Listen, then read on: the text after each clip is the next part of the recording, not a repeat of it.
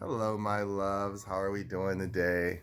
So, I wanted to send you this quick message. Think of this analogy. You represent a candle. You were brand new candle. And just like on your first birthday, someone lights that candle and you put all your hopes and wishes into that flame and everything. And you're like, I'm going to be this one day. I'm going to do this. I believe in all of this. And just like that, you blow it out. And then you never see those dreams. After a while, you keep thinking that it was only for that one moment of a celebration and you don't know how to get that back. And then you start realizing that you represent this candle that's meant to burn. But after a while, you just gather dust on the shelf.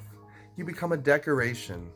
At first, you were used to be light, to show things around and let people sit down and be creative through your light. But now you just are collecting dust. You don't even know what your wick is for anymore. You think it's just a decorative tail. I mean, this is how our lives are at this point.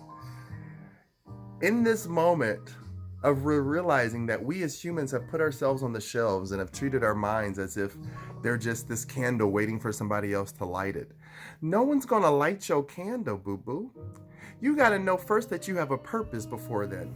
If you are only going to be used as a decorative candle and allow yourself to be put anywhere that anyone decides to place you, then guess what your life is going to be? Someone else's decoration.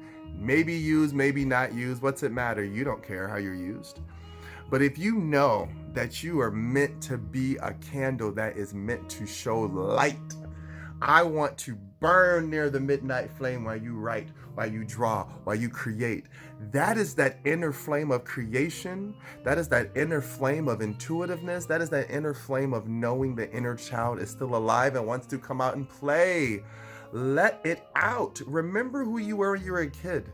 These are the moments we're trying to recognize. I've seen so many people post stuff saying, I'm bored, but while they're doing it in the most creative ways possible. And then they have these thousands and thousands of views. They probably didn't even know if they were good or not, but because they use their creative space in a time of solitude and silence, because this is what it's really about.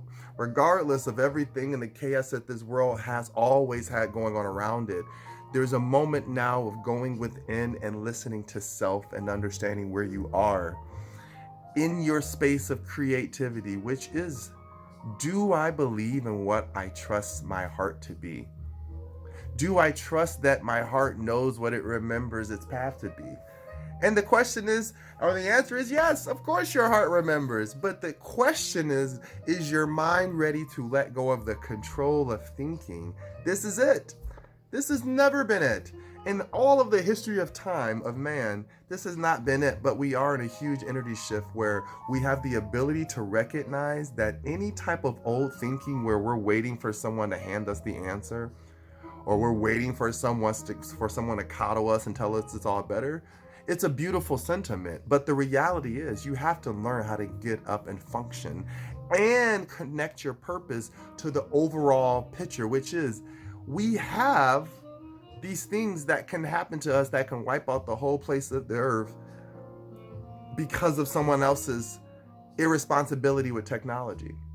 But in my mind, I see that as the dual side, because it's like we have this technology that exists to create such things of chaos. Why not create such things of beauty? Or why not use them for creating things of beauty?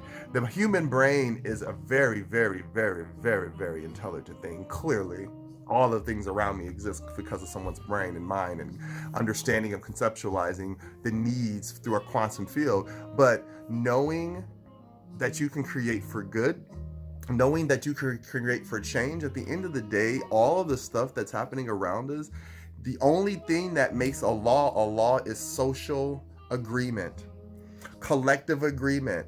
Everything around us, it's a collective agreement. We agree to follow these rules. We agree to go by this type of stance of living. We agree to these morals.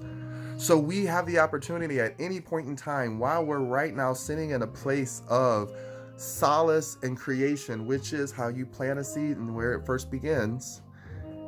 This is how you get back to self. This is how we get back to the answers, because now we're willing to create versus waiting to be given to while in a place of stagnation.